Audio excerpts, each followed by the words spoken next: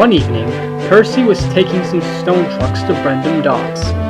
He had a long and busy day as usual, and was looking forward to a nice long rest in the sheds that night. He was just shunting his trucks into the shipping building when he suddenly overheard Sir Topham Hatt talking to a workman.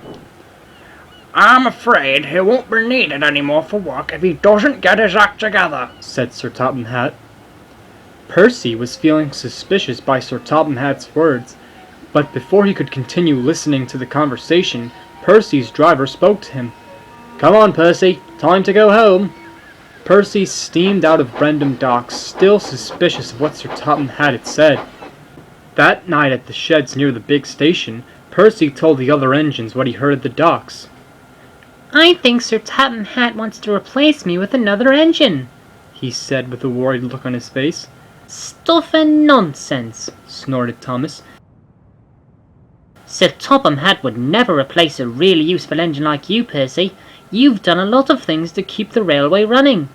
"I know, but Sir Topham Hatt thinks I'm not getting my act together. I think I've been messing up on all my jobs lately." "Don't worry, Percy. Everything's going to be all right." And with that, Thomas and the other engines went to sleep. But Percy was still very worried. The next morning, Percy was sent to Titnet Station to collect some coal for Farquhar on Thomas's branch line. Once the coal trucks had been sorted out, Percy was coupled up and he set off quickly for Farquhar.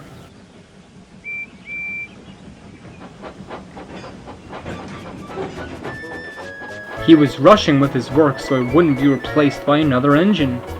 Must be on time, he said to himself. Soon Percy delivered the coal at Farquhar, and he had to make his way to Elsbridge to collect some coaches to pull a local on the main line.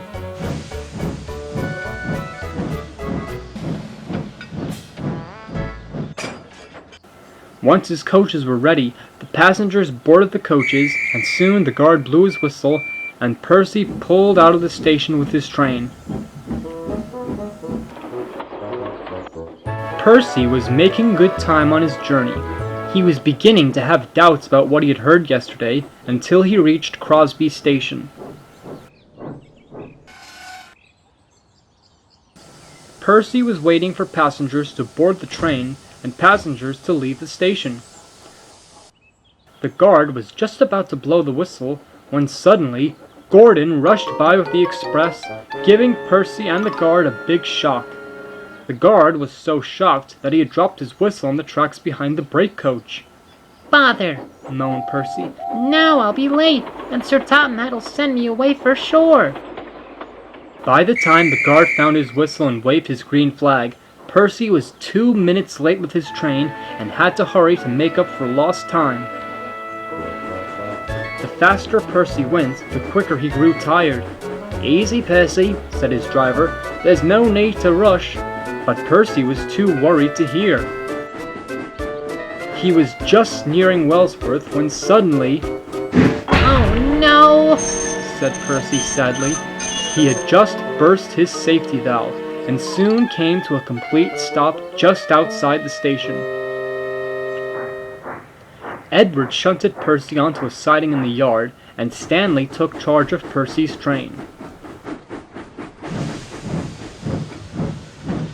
Sir Topham Hatt arrived to see Percy. He was just about to speak to Percy when Percy quickly stopped him. "I'm sorry I've been lacking with my work, sir. Please, take good care of Thomas and the other engines, and make sure this replacement of yours does his work better than mine." Sir Topham Hatt was very puzzled. "What are you talking about, Percy?" he asked. Percy decided to pluck up courage as he explained everything. Sir Topham Hatt couldn't help but laugh. "Percy," he chuckled, "I wasn't talking about you. I was talking about a workman at Brendam Docks. He's been slacking off lately with his work, and if he didn't get his act together, I'd have no choice but to send him away in disgrace. You really have been a silly engine, Percy." Percy felt very silly indeed, but he was pleased that he wasn't being replaced. "Percy, you were too useful to be replaced on my railway. You work hard, do your best, and always try your best to keep on time. It'd be a shame to replace a really useful engine like you.